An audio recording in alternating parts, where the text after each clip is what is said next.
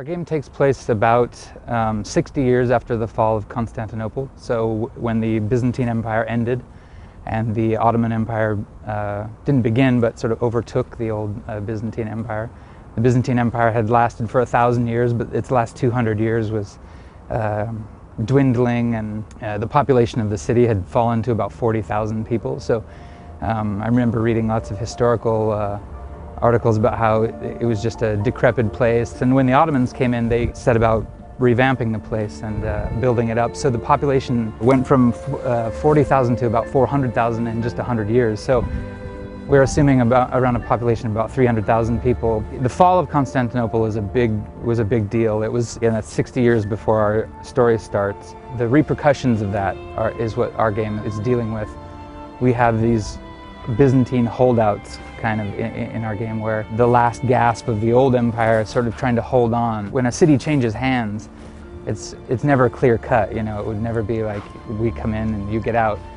So we want to recreate that feeling of instability, where a new people have come in, but the old people are still there, and the Ottomans are doing a great job being shepherds of the city, but there are still people who are definitely miffed about the transition. So the fall of Constantinople it figures largely into our game, in that and East and West colliding, and that's kind of represented in with Ezio and Altair being from East and West.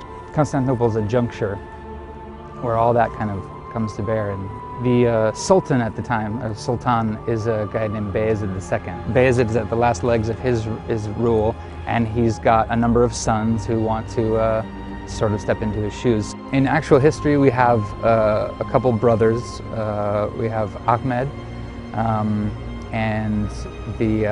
then his younger brother Selim. Those are the two brothers who'd be plausibly in line for the Sultanate. And historically, Bayezid liked Ahmed better, so which to the consternation of Selim. And then we also have a young Suleiman, who's Selim's son, and he will go on to become one of the greatest Ottoman sultans.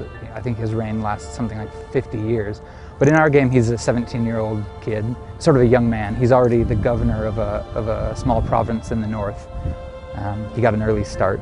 When you try to research this period gets kind of passed over a little bit in a lot of history books, because everyone wants to get to Suleiman the Magnificent. There's a lot written about him, but there wasn't very much written about him up until he was about 17. So nothing of his early life is well known. So we had to kind of invent from the little details we know. We got to create him sort of from scratch.